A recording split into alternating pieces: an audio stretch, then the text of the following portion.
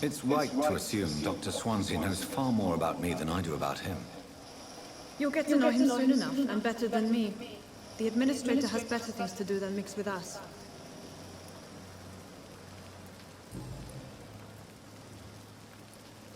Thank you, Nurse Craig.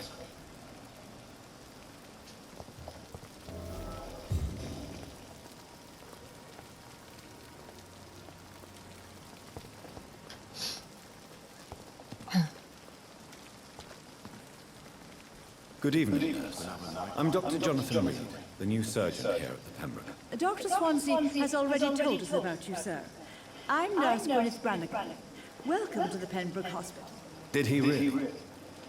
It's a good thing I wasn't hoping to keep a low profile. All members of staff have already read about your new blood transfusion technique. Dr. Swansea made sure of it. I see. Well, I'm a little surprised, but I suppose I'll just have to deal with this unexpected notoriety. You must know, blood transfusions are Dr. Swansea's primary subject of research. He is convinced it is the future.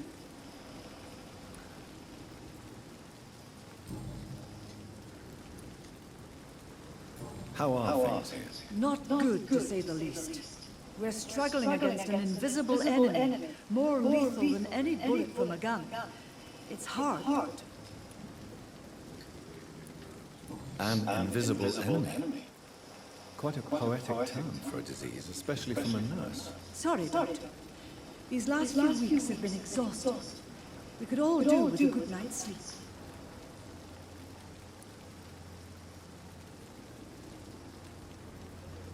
Do you think this hospital can survive the epidemic? We are all volunteers here, and we're trying to hold fast, but how do we beat an invisible killer? Some nurses have already resigned.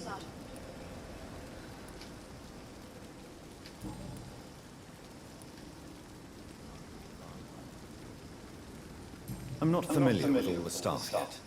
Perhaps you could help. Brilliant professionals, most of them. Dr. Swansea has a gift for recruiting talent. Most? Is there a problem I should know about, nurse? It would be inappropriate for me to speak ill of a colleague. Is there anyone that stands out? Well, I have never met someone as dedicated as Dr. Tippett. He should be a standard for us all here. If only he were younger. Why should his age be a problem? I guess it's fair to say he's always pushing himself to the limits. He just doesn't know when to stop and get some rest.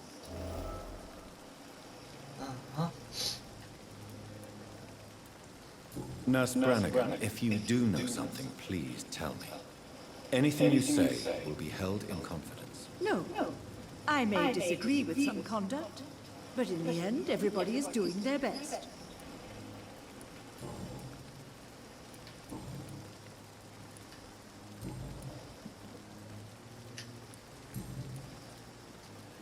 Goodbye, nurse. Call me if you need assistance.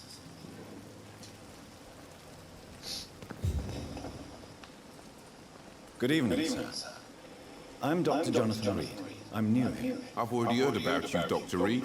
I'm Milton Hooks, the ambulance driver for this shithole of a hospital. That's quite a blunt introduction, Mr. Hooks. You can call me Milton. I like to speak my mind, Dr. Reed. Perk of the job. Don't judge me, and I won't judge you. I'm not sure I understand what you're talking about. Well, I'm no doctor, but I'm pretty sure a gun can't be used as a surgical instrument. You have a keen eye. I learned to shoot during the war, and have carried one ever since. Old habits die hard. No need to explain, Dr. Reed. And if you ever need a better gun, remember, I may have something for you.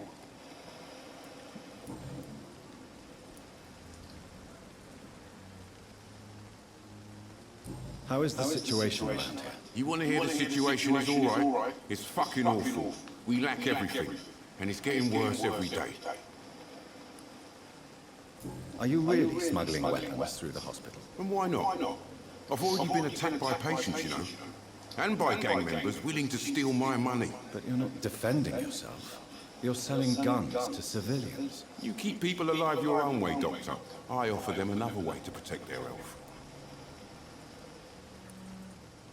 So what do you do exactly in this hospital? Apart from smuggling guns, I mean. I've been an ambulance driver since... too long, I guess. I bring sick people here night and day. It's a dirty job, but I get it done. Most of the time.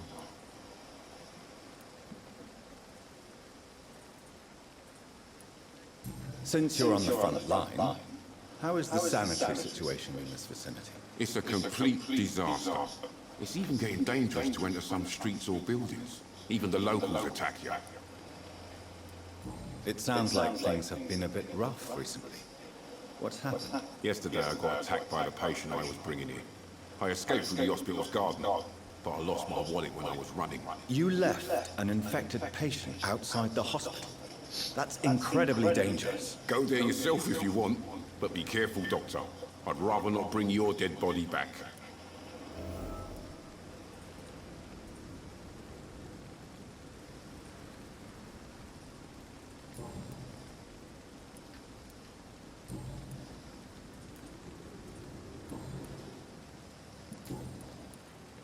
I'd like to see your goods. Wise choice, Dr. Reed. A reliable gun is what everybody needs these days.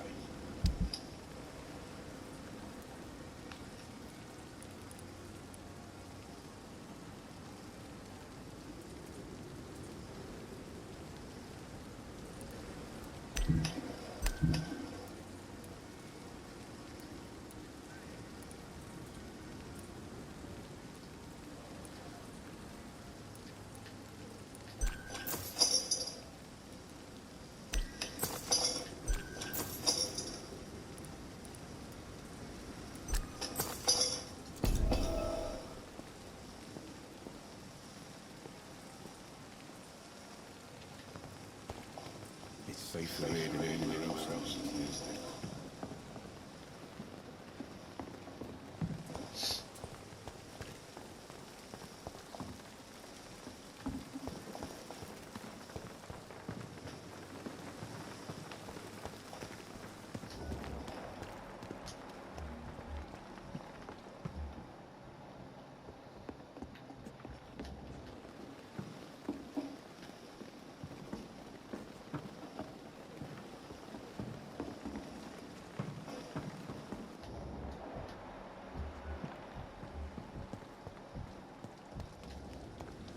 Dr. Swansea is right. This place seems perfect to conduct my research. Spare me, Dark Queen. Spare your beady. Good evening, miss. I'm Dr. Reed, the new surgeon at the Pembroke Hospital. And who are you? Your name has no meaning to me, mortal. You're nothing but dust blown by the winds of eternity. I beg your pardon. What are you begging for, mortal? My clemency? Well, tonight maybe I'm inclined to mercy. You'll never forget the night you met Thelma Howcroft. You keep calling me mortal. Why is that? And if I'm mortal, what are you? Well, Dr. Reed, if you must know, I'm a vampire.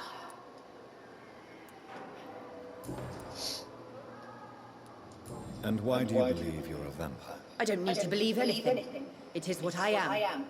It is what I feel within this hollow shell of flesh. Please, describe to me how you feel. What is it like to be a vampire? I can hear my body crumble from the inside as my flesh cracks and fades. I sense the last pulse of postulant blood within my drying veins.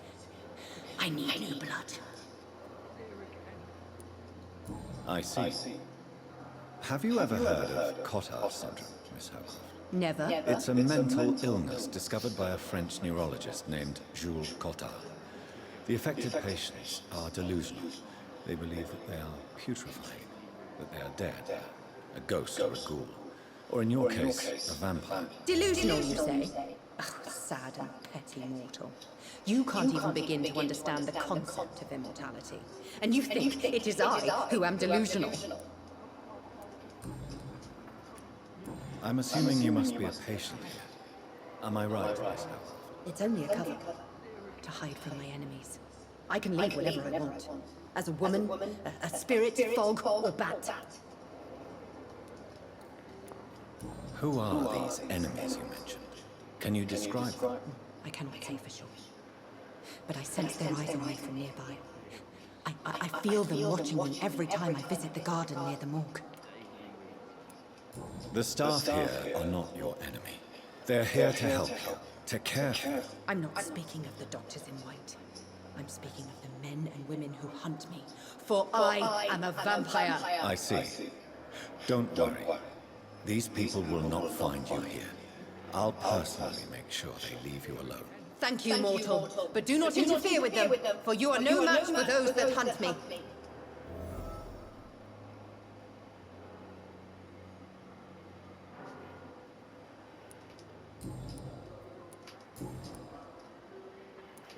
I'll leave you, Mistress of the Dark, to your nocturnal activities.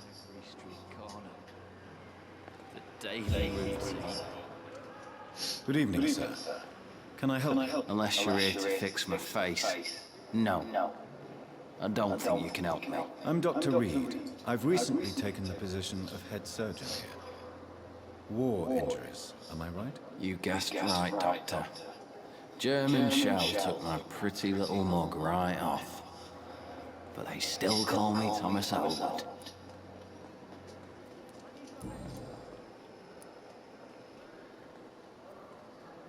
How is your stay with us, Mr. Elwood? Oh, it's bliss.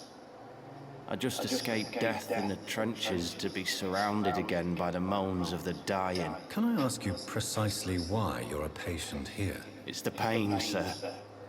The drugs don't work. It just hurts under the scars, if you get my drift.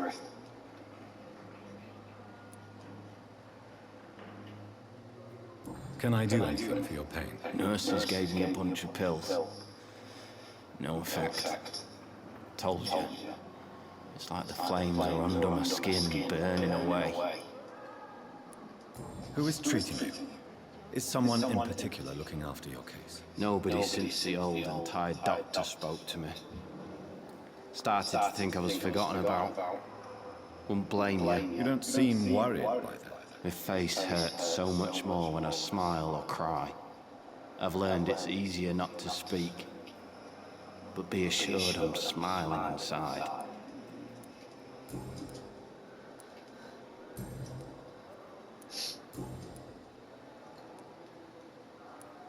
How close are you to Miss Horcroft? Are you aware that she thinks she is a vampire? To wait for her next nibble is the best reason to stay here. Every time she approaches my bed, she treats me like something tasty. A normal person. Aren't you afraid? She may hurt you if the game goes too far. She's quite harmless, I can assure you. Her head's broken inside is all. Her arm busted on the outside. But she's still beautiful. Living proof that there's hope for me.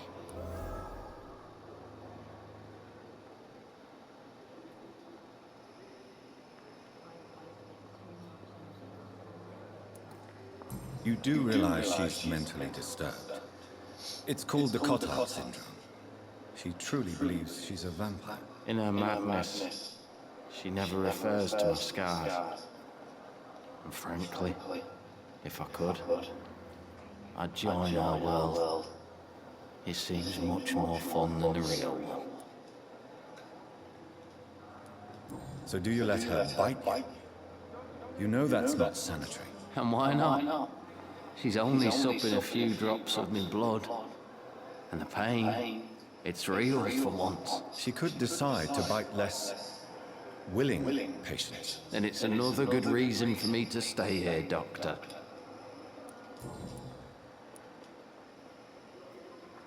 Where were you stationed, sir? Did you serve for long? I really don't want to talk about all this shit. No offense. I was pushing too much. I served in France myself. I just wanted to know what happened to you. You were an officer, weren't you? Then I doubt we fought the same war, sir. No offense.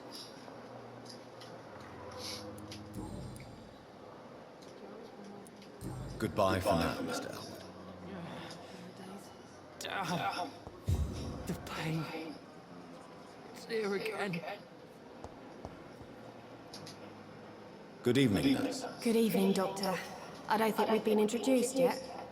My name is Pippa Hawkins. And I'm Dr. Jonathan Reed. Dr. Swansea has recently offered me a position in this hospital. Well, it's a euphemism that your help will be appreciated, Doctor.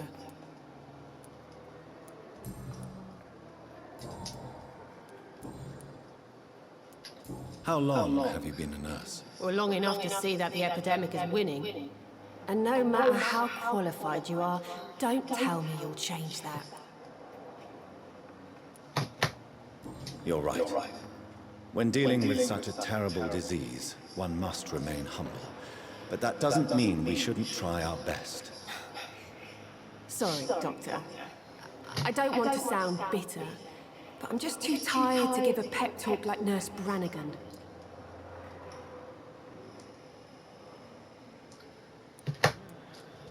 How is the Pembroke staff coping with the epidemic? Well, not well. Milton, the ambulance driver, is even more grumpy than usual, especially concerning doctors.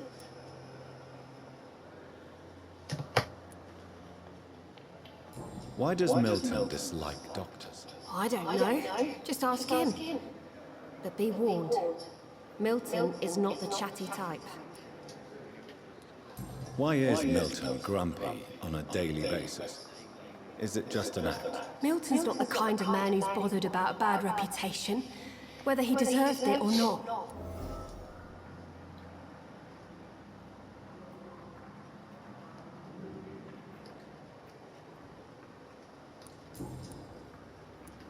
How would you describe the situation at Pembroke Hospital? It's serious. The flu is wreaking havoc amongst the staff and patients. We are running out of everything. You must get a hold of yourself, nurse. Sorry, I'm exhausted. No one has any idea when this epidemic will be over. Nurse Hawkins, the Spanish flu won't last forever. Even the Black Plague didn't kill everyone. I wish I could believe you. But what if this epidemic was worse? What if in the end, nobody was spared?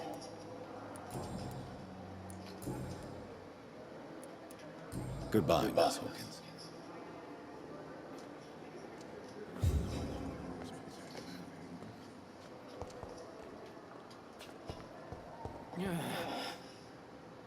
Good evening, Mr. Hampton. How do you feel? Dr. Reed, is it? Oh, sir, I must apologize for my behavior. What do you mean? I was not myself in the factory. Fear and exhaustion made me say awful things to you, I'm afraid. You remained perfectly nice and polite. A little delirious, perhaps. But who wouldn't be after enduring an abduction? Thank you, Doctor. That's a relief. Now all I need to do is rest and return to my flock.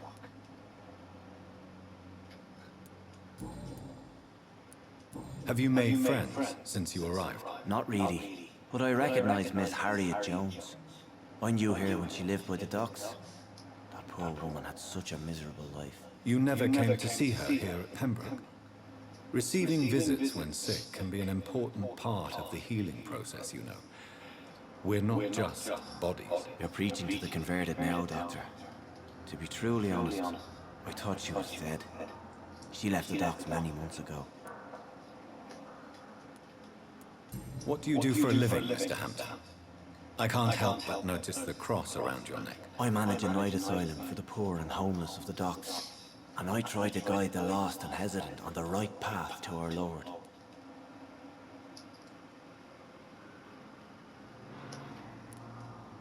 Why didn't you use your cross against William Bishop? To repel him somehow? That's a very strange question, Doctor.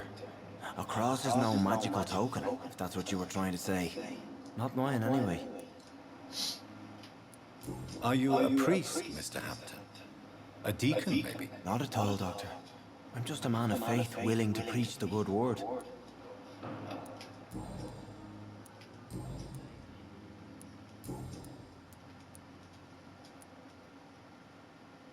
What is the general situation in the East End docks? The situation has always been tough, with a lot of tensions between the gangs and the Dockers Trade Union.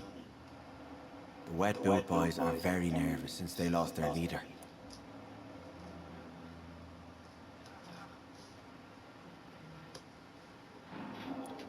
Has the gang been threatening you? Ah, no. I've had this nickname for so long, you know, the sad saint of the East End. No one dares to bug a saint, not even criminals. Who leads the gang now? Since Clay Cox went missing, it's his wife Edwina who runs the show, with the assistance of her minion, Dooth Digby.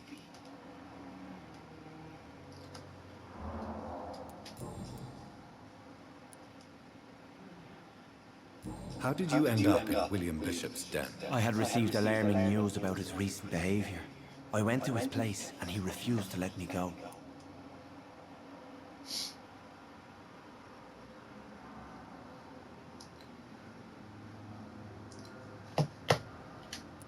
You dared to enter this awful place alone. You're a hero, Mr. Hampton. Or a fool. I'm just a man trying to help his friends, Dr. Reed. William Bishop was a conflicted soul, searching for light. Why did he abduct you? William was an alcoholic. His addiction suddenly changed to blood. I don't know why. Just like a patient I met here. This Miss Hawcroft. Do you know Tom Watts, the bartender from the Turtle? I met him before I found you in the canning factory. Tom? Yes, of course. Always the helping hand, good old Tom. Without men like him, corruption and despair would have wiped out the East End long ago.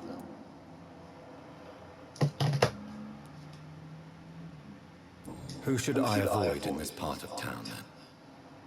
Any particularly evil figures? Not really. Most men and women are just doing their best. And it's not my habit to speak ill of people I know, Doctor.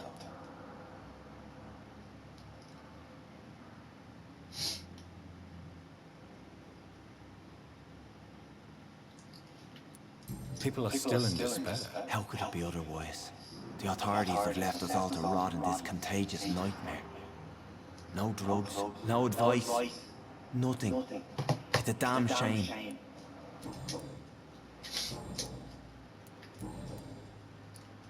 How do you feel, Mr. Hampton? Medically speaking, I mean. I feel exhausted. Beyond exhaustion, actually. William drank so much of my blood in his madness. I feel empty. You're in good hands here. Dr. Swansea is well versed in blood transfusion, and I'm sure he'll take the best care of you. Thank you, sir. I believe all I need is rest. And then I can go back to the people who need me. Goodbye, Mr. Hampton. We'll talk again later. I cannot enter.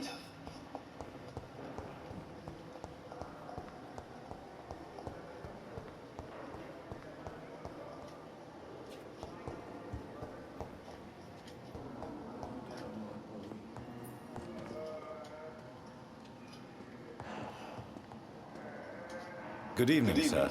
I'm Dr. Reed. I believe we're going to be colleagues. Reed? Yes, I've been informed about your arrival. I'm Waverly Ackroyd. Welcome aboard, I suppose. Does my arrival inconvenience you in some way, Dr. Ackroyd? Let us just say that I don't particularly share Dr. Swansea's enthusiasm for hiring you. What we need here are reliable professionals, not overrated dabblers. It seems you have bad memories of your military service. I refuse to see this industrial slaughter as scientific progress. War only reveals the worst in men. We can at least agree on something, Dr. Ackroyd. I don't know what you've heard about me, but I have already proved my value as a practitioner. I don't question your skills, Dr. Reed, but your motive. Is it money, fame, or are you truly dedicated? And what exactly is that supposed to mean? I served in the war just like you. But unlike you, I did not use the wounded to play the modern sorcerer. Be careful what you insinuate, Dr. Ackroyd. I only want you to admit you used those men to improve your theories. This is ridiculous. My blood transfusion technique saved many lives, and you know it. You see? That is exactly what I hate about people like you. You avoid this kind of accusation instead of facing reality.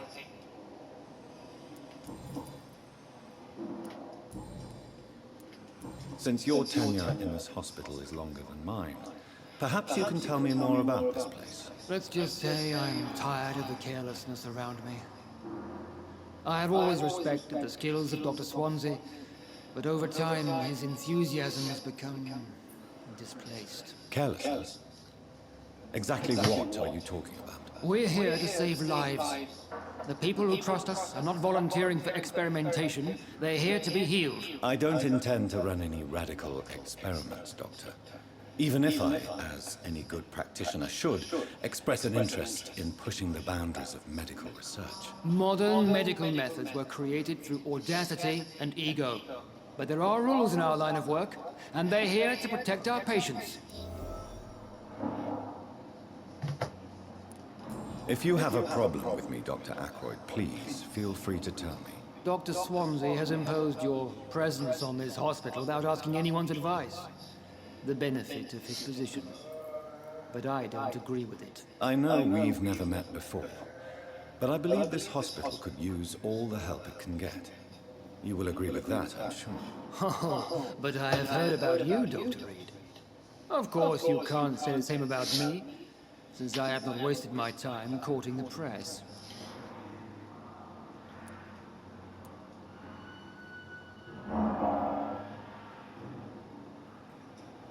There is no need for such animosity between us.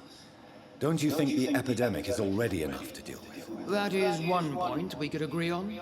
And that is precisely why I want to be sure that you will be of help to this hospital instead of a burden.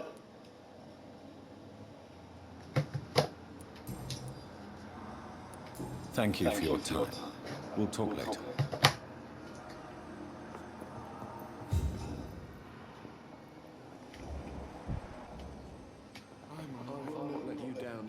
What can I do for you, Doctor?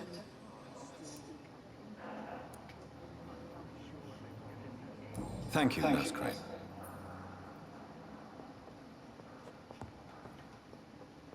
Good evening, Doctor. I believe we're going to be working together. Dr. Reed.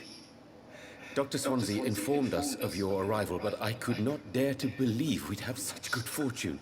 Such an honor, sir. Thank you. And you are? I am Thoreau Strickland, Dr. Thoreau Strickland.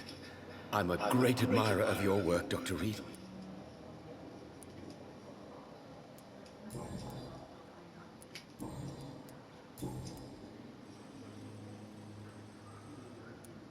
Please, could you tell me something about yourself? I'm a great admirer of your work concerning blood transfusion, Dr. Reed.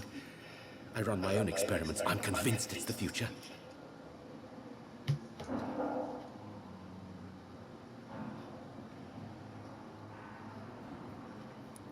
What made you choose to be a doctor? I'm not ashamed to admit you and your work have inspired me. I am honored to have the opportunity to work by your side. It's always a pleasure to share scientific and medical knowledge with someone eager to learn. I'll be glad to help you if I can. This epidemic may be the century's most terrible disaster, but I'm convinced that we, as doctors, are the only ones able to defeat it. I based my technique on my mentor's research. He helped me perfect my method. What is yours? I'd rather not talk about it. For now, it's just theories at first approach. My process is purely experimental and unsuccessful. As long as you're cautious and methodical, you may remain empty-handed, but you won't fail. You're not the first one to warn me, but I am convinced knowledge is the main weapon against the ravages of this epidemic.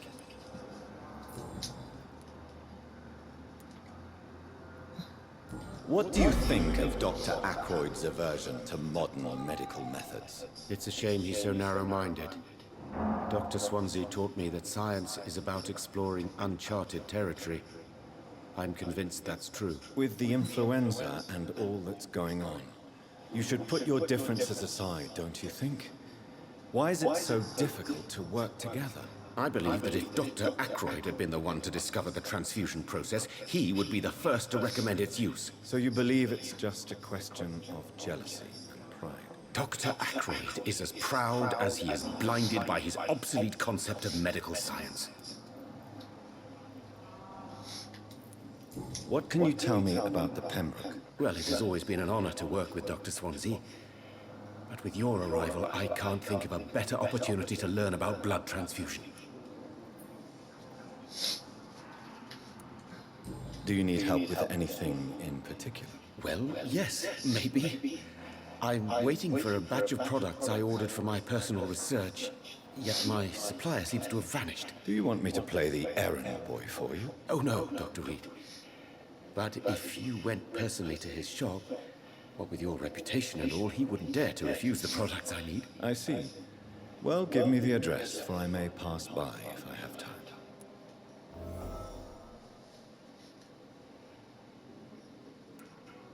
You seem quite optimistic. It's a rare and precious attitude in these difficult times. I'm convinced that this epidemic is a test of endurance and dedication for us men of science. Questions remain about our capacity to resolve the situation. True, true. Last summer, during the first wave of the epidemic, I used to joke with Milton about the extra work.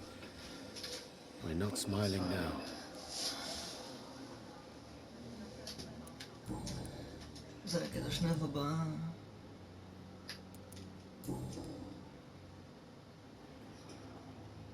Tell me more about your willingness to experiment with new medical techniques. Harvey Fiddick is a patient suffering from a severe injury that could cripple him if not treated correctly. I'm convinced your blood transfusion technique could help him. What is it you really want? To save him, or to prove your point? Fair question. I want nothing but to save my patient, Dr. Reed. Especially since I know Mr. Fiddick's story.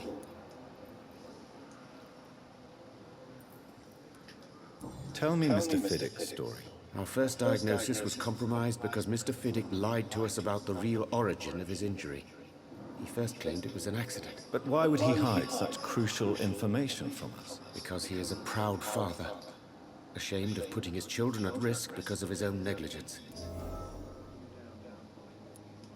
This personal involvement could also appear to be a lack of impartiality.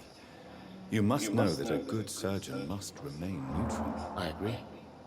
But that does not excuse Dr. Ackroyd's behavior, a man who did not even take time to converse with his patient. Do you think keeping his distance was a mistake?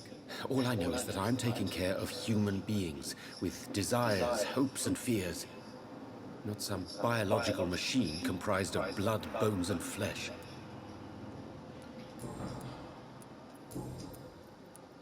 Goodbye, Dr. Strickland.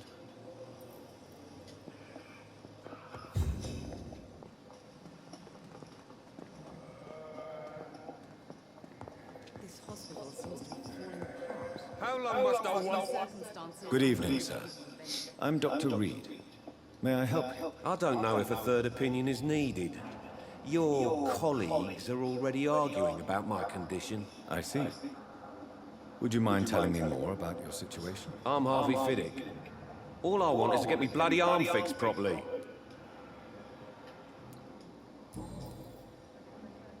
Tell me about your injury, Harvey. Why do you feel so guilty about it? My wife died because of me. And now I may lose everything because I've been careless enough to hurt myself. What an arsehole.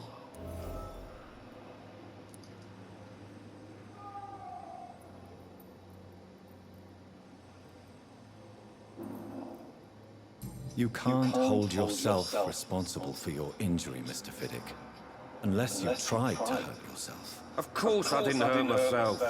But I can't work until my arm is fixed. My children need to eat, Doctor. How could your job be responsible for your wife's death? I was working a double. She went out to bring me a hot meal and got caught in a German bomb raid. Tell me more about the death of your wife, Harvey. 1915. I was in the army, building workshops for the Royal Flying Corps. Helen was happy I wasn't sent to the front. What happened? The Germans sent Zeppelins to bomb the construction site, but they missed their target. My wife was bringing my dinner when the bombs fell.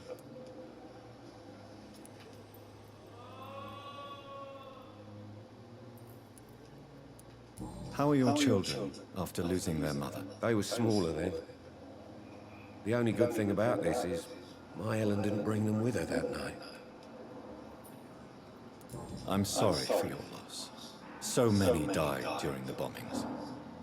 I served in France and witnessed the carnage there. I would like to say that she didn't suffer. Truth is, I have no idea. I just know that I'm all that me kids have.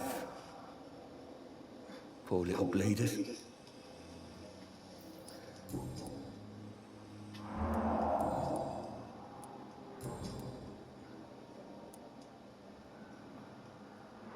Tell me about the doctors who are arguing about your case. Strickland and Aykroyd.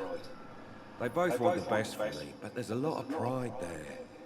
Doctors are no different from carpenters, it seems. What do you mean? I often had professional arguments with rivals on a building site. Difference is, I disagreed about wooden nails, not flesh and bones. Tell me about yourself, Mr. Fiddick. I'm just a regular guy waiting to get his arm fixed, so I can return to work and to my family. I was more curious about what you were doing before being hospitalized. I'm a carpenter, and a good one too. But that means I need both arms to feed my family, Dr. Reed. Are you satisfied with your treatment here? Well, it's clear that I've chosen a bad time to be injured. Forgive my bluntness, but you seem overwhelmed by cases of the flu. I won't lie to you about it. I'm afraid we are. Are you sure you don't want to operate yourself, Dr. Reed? I have the feeling you're very capable. And your colleagues seem to think so too. In other circumstances, you would be right. But for now, I don't think I can take on the responsibility. My apologies. Goodbye for now, Mr. Fiddick. I'll see you later.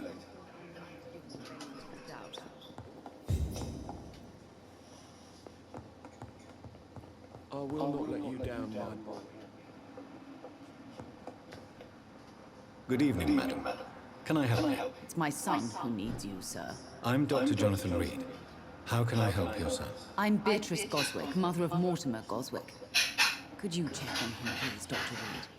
I've heard much of your talents as a physician.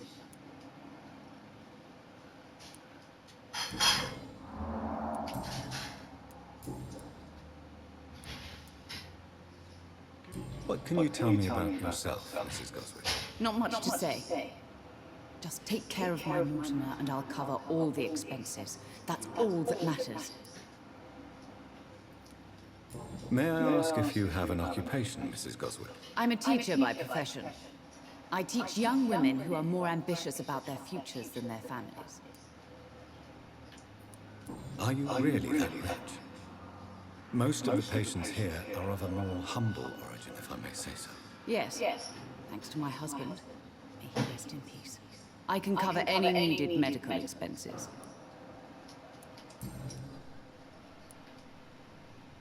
What do you think of your reception here? Any complaints? I have had the uttermost reservations about this hospital since we arrived. But we had no other choice, considering the state of emergency. Is there something in particular that's bothering you? Some of the staff were not especially welcoming. I suspect they're not accustomed to dealing with patients of such social standing.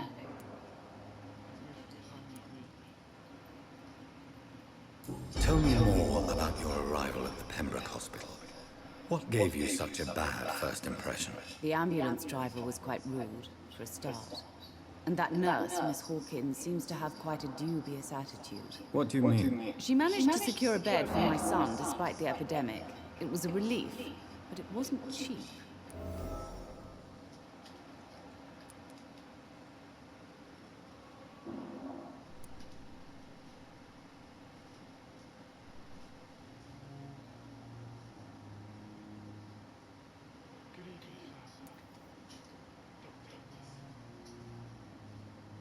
She charged you for a bed? Yes, and I paid without question, considering the urgency of the situation. I share your concern, Mrs. Goswick. Be sure that I'll talk to the people involved. I don't expect compensation, Dr. Reed. But I'm aware such behavior would not be tolerated in other hospitals.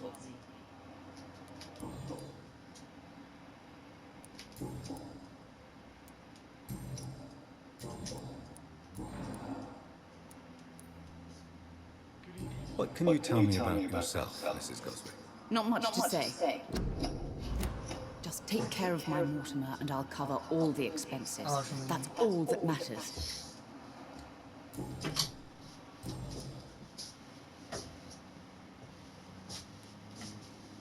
Die andere ist noch nicht trocken.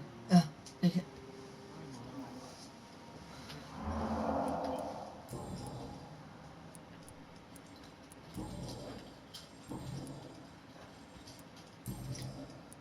Goodbye, Mrs. Goswick. Good evening. I'm Dr. Reed. Can I help at all? No. Really? Why are you here, then? I don't want to talk. My throat hurts too much. I suppose that this pain is the reason you're here. Is someone taking care of you? Yes. And no. Could you at least tell me your name, sir? Mortimer. Mortimer Goswick.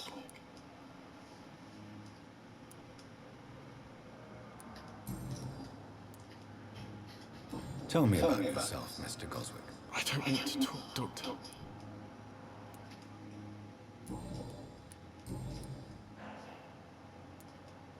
How painful is your throat, Mr. Goswick? So painful I'd rather not talk at all, Doctor.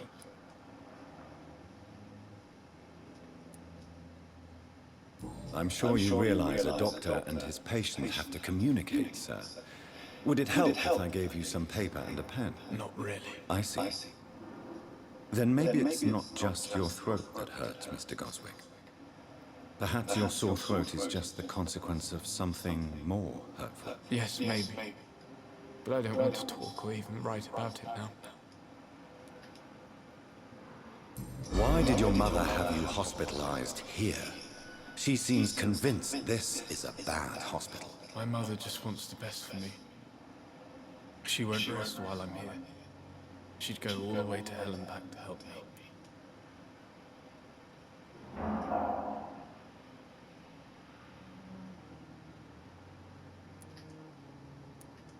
Pembroke Hospital may look unorthodox, but rest assured you're in good hands here. It's not me you have to convince, Dr. Reed. It's my mother. Is your mother bothering you? As your doctor, I can ask her to leave you alone if you would prefer. That's tempting, Doctor. But you have no idea what my mother is capable of. She would tie herself to my bed if you asked her to leave.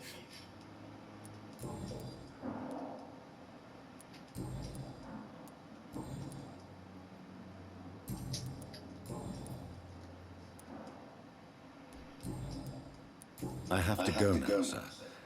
But don't hesitate to contact me if you need any help. Good evening, sir. Doctor.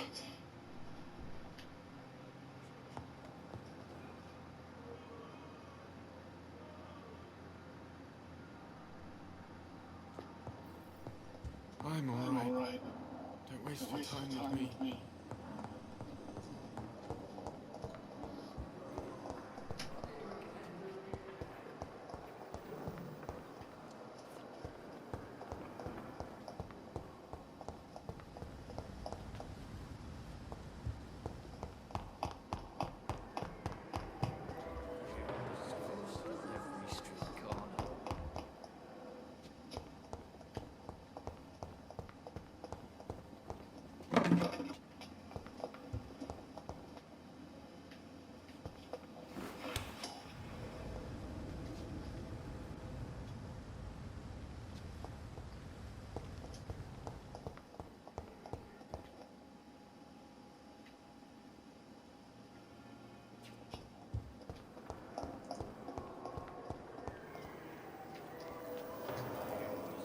Good evening, Miss Howard.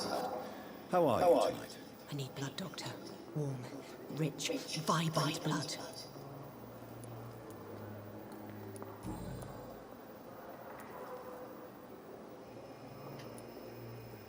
Tell me, Thelma, why do you feel so attached to Mr. Elwood? Why him? I'm not sure, Doctor. I think we have a bond of some sort.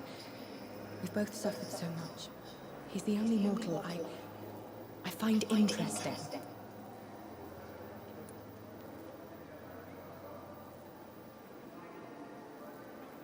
Do you plan to make him a vampire too? Of course not. How could I inflict my curse on anybody else? I'm not that cruel, Doctor.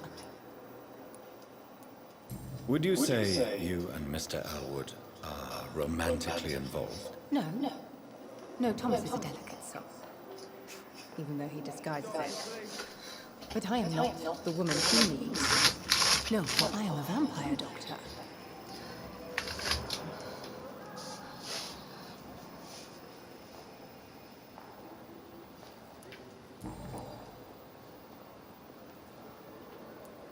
Who are you really, Miss Howcroft? I mean, apart from being a vampire. Is that not enough for you, puny mortal? What do you require?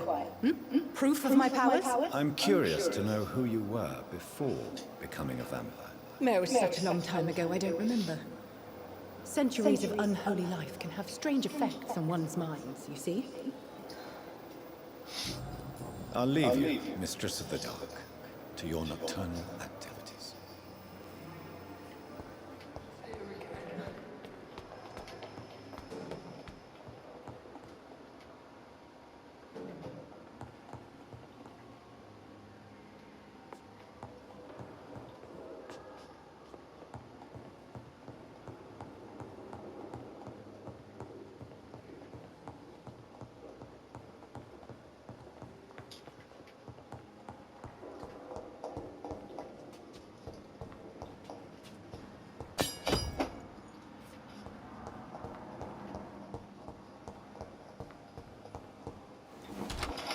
This must be the place.